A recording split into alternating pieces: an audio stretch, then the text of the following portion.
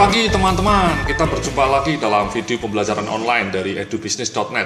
Ya, jadi masih dengan saya Yodiya Antareksa.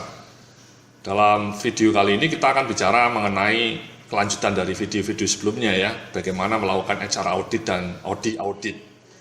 Jadi dalam video-video sebelumnya kita sudah belajar mengenai elemen-elemen apa yang harus ditanyakan ketika kita melakukan proses audit ya. Jadi misalnya kemarin ketika kita bicara mengenai rekrutmen, kita sudah bicara mengenai best practices ya dalam manpower planning dan rekrutmen. Di mana kemudian di situ kita meminta Anda untuk mencoba menganalisa penerapannya di kantor Anda saat ini. Ya, apakah di kantor Anda ini sudah sesuai best practices atau belum? Di mana kita memberikan panduan ya, beberapa pertanyaan audit untuk mencoba mengelaborasi mutu manpower planning dan rekrutmen proses di perusahaan Anda. Mulai bagaimana proses perencanaannya, jumlah kebutuhannya, bagaimana rekrutmen dilakukan, dan bagaimana mengukur bahwa kandidat terbaik yang berhasil sudah direkrut, dan berapa lama proses rekrutmen dan seleksi dilakukan hingga tuntas. Nah, kita mulanya seperti ini ya, kita menanyakan pertanyaan audit untuk membuat Anda bisa menjawab ya, implementasi Anda saat ini seperti apa.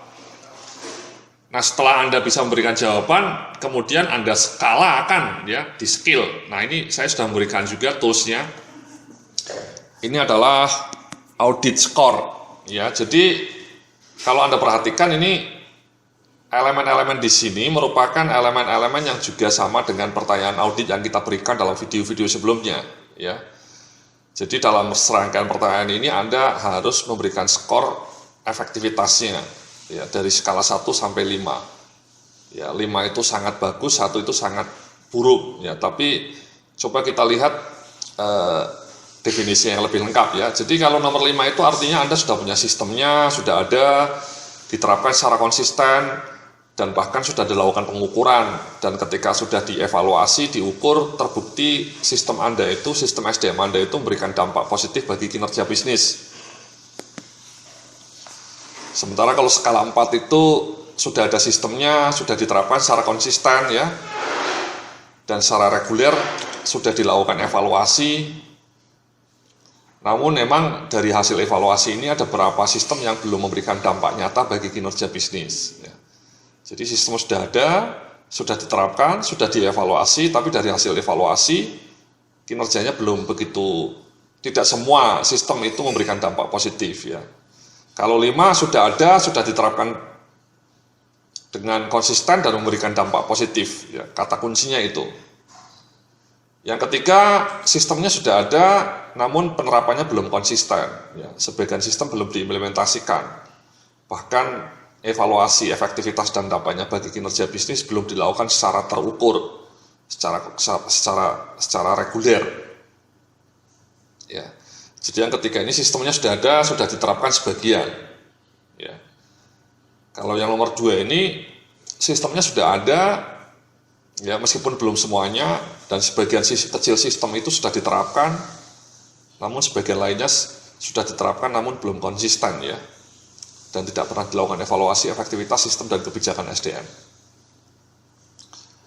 Nah yang satu ini sama sekali belum ada ya, panduannya nggak ada, kemudian kebijakannya nggak ada, penerapannya juga sekedar rutinitas saja ya. Sebagian proses dilakukan berdasarkan rutinitas, tidak ada evaluasi, tidak ada panduan kebijakan. Jadi itu skala maturity levelnya mas ya, maturity ya, kematangan. Seperti dalam video-video sebelumnya kita sudah sampaikan. Nah dari jawaban Anda terhadap pertanyaan-pertanyaan yang kemarin kita ajukan ya, Anda kemudian analisa, ya Anda jawab, Anda berikan jawaban, ya. Nah dari jawaban yang Anda tampilkan itu kemudian Anda bisa memberikan skala jawaban. Jawaban Anda itu masuk skala 1, 5, 4, 3, atau 2. Ya.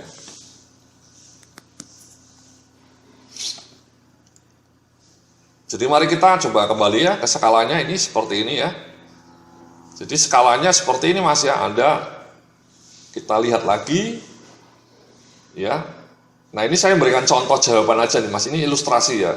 Jadi ketika ditanyakan mengenai HR strategi, roadmap, dan action plan, sudah ada 4, artinya sudah ada HR strateginya, sudah diterapkan, bahkan sudah direview ya, tapi belum semuanya memberikan dampak ya. Yang nomor 2 juga sudah dilakukan review secara sistematis. Ya. Demikian juga untuk manpower misalnya, untuk proses perencanaan jumlah tenaga kerja sudah ada panduannya, sudah diterapkan gitu ya, dengan cukup konsisten ya. Kemudian yang lainnya juga seperti itu, sudah ada panduannya semua, sudah diterapkan dengan konsisten. Bahkan yang nomor 7 ini, kita bisa mengatakan bahwa kualitas karyawan yang kita rekrut itu selalu outstanding ya, memberikan dampak positif bagi kinerja bisnis. Kemudian kalau di training and development, kebijakan training plan-nya sudah ada, sudah diterapkan, ya, bahkan sudah direview, terus diimprove ya. Masih belum maksimal sumbangannya terhadap kinerja bisnis. Analisa kebutuhan training, mutu dan frekuensi sudah diterapkan semua. Nah, nomor 11, 12 ini bahkan juga sudah dilakukan monitoring ya, dan dari monitoring beberapa training terbukti memberikan dampak positif terhadap bisnis ya. Jadi return on investment trainingnya itu dilacak ROTI, return on training investment ya. Dan kemudian prosesnya sudah ada panduannya, sudah ada toolsnya, dan beberapa program training sudah diukur manfaatnya, dan setelah diukur memang memberikan dampak positif terhadap kinerja bisnis. Kemudian performance appraisal-nya sudah ada, sistemnya, panduannya, KPI-nya juga sudah ada.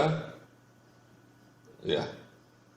Kemudian review dilakukan secara periodik ya, dan terus dilakukan improvement. Jadi review-nya sudah menjadi budaya, bukan lagi suatu yang diperintah-perintah, yang sudah menjadi bagian tidak terpisahkan dari evaluasi kinerja bulanan tiap departemen atau tiap karyawan. Dan kemudian ketika akhir tahun, PA-nya itu digunakan untuk basis pemberian bonus, dan setelah diukur bisa memberikan dampak positif terhadap kinerja bisnis. Kebijakan karirnya juga sudah disusun, sudah diterapkan. Ya, kemudian kebijakan antara manajemen kinerja, training plan, dan pola karir itu sudah dikaitkan ya.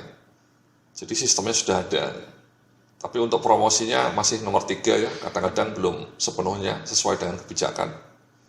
Career counselingnya belum maksimal ya, 3 jadi ya. Penggajiannya seperti ini ya, prosesnya, dan kemudian bonusnya selalu dikaitkan dengan kinerja bisnis sudah efektif. Nah seperti itu ya Pak ya, jadi mas-mas ya mbak-mbak ya, Anda evaluasi satu persatu, skalanya sudah ada di mana ya. Jadi sekali lagi kata kuncinya kalau 5 itu sudah ada panduannya, sudah diterapkan dengan konsisten dan memberikan dampak. Kalau nomor 4 panduannya sudah ada, sudah diterapkan dengan konsisten, dampaknya masih terus harus diperbaiki gitu ya, improvement, continuous improvement. Kalau yang ketiga ini sistemnya panduannya sudah dijalankan, sudah ada, tapi sebagian sudah dijalankan, sebagian lain belum gitu ya. Yang nomor 2 panduannya sudah ada, tapi sebagian kecil baru dilaksanakan. Nomor 1 prosesnya hanya rutinitas saja ya, tidak ada panduan yang jelas. Jadi setelah Anda scoring kayak gini ya, Anda bisa kasih di rata-rata ya. Dijumlah, kemudian dibagi 23. Kenapa di 23? Karena item pertanyaannya ada 23. Jadi Anda nilainya 4,1. Ya. Kenapa 23? Karena ada 23 pertanyaan nih Mas. Ya, ada 23 pertanyaan. Jadi dibaginya 23. Ya. Jadi maturity level Anda 4,17 ya, which is lumayan bagus ya. Paling tidak di atas 4 ya. Di atas 4 itu sudah bagus ya. Di atas 3 ya bahkan lumayan ya. Yang jelek itu kalau di bawah 3. Itu untuk SDM Mas, untuk HR audit score. Demikian juga untuk Audi ya, di Audi ya kita lakukan hal yang serupa ya, roadmapnya sudah ada belum, strateginya sudah ada Pak, misalnya sudah diterapkan dengan konsisten, sudah direview juga ya, bahkan sudah dikaitkan dengan kinerja bisnis, ya mungkin 5 ya. Sistem-sistemnya sudah ada belum? Ya sebagian sudah diterapkan Pak, tapi belum overall ya, maksudnya masih beberapa sistem masih ongoing ya, belum dilakukan secara maksimal ya. Jadi di sini misalnya 3, jadi 3 semua. Strukturnya sudah efektif belum? Ya, kalau Anda merasa sudah efektif, sudah memberikan sumbangan bagi kecepatan bisnis, ya bisa 5. Tapi kalau Anda merasa bahwa strukturnya masih gemuk, ya, masih belum efisien, masih terlalu banyak pekerja yang tidak balance, bobotnya ada yang kelebihan kerjaan, ada yang kekurangan, ya mungkin Anda nilainya 2 ya, kurang bagus ya. Reviewnya tidak pernah dilakukan, ya 2 juga. Ya. Budaya sudah ada Pak, tapi belum diterapkan secara maksimal, ya 2 lah. Disininya 2 juga, ya misalnya. Bahkan review monitoring sama sekali tidak pernah dilakukan ya. 1 lah. Misalnya gitu ya Mas ya. Ini contoh saja Mas. Nah kemudian kita rata-rata. Ya kita rata-rata dibaginya 10 karena ada 10 item Mas. Ya. Nah ini di sini Anda nilainya cuma 2,7 jelek. Maturity level Anda masih 2,7. Ini hanya contoh Mas ya, Mbak-mbak ya. Hanya contoh. Yang HR juga hanya contoh tadi. Yang HR kebetulan kita ngasih contohnya bagus gitu ya. Jadi itulah Mas ya. Jadi hasil dari pertanyaan audit kemarin coba kita scoring sehingga Anda ketahuan di mana yang masih kurang bagus ya. Di sini misalnya Anda rata-rata sudah bagus, di training sudah bagus.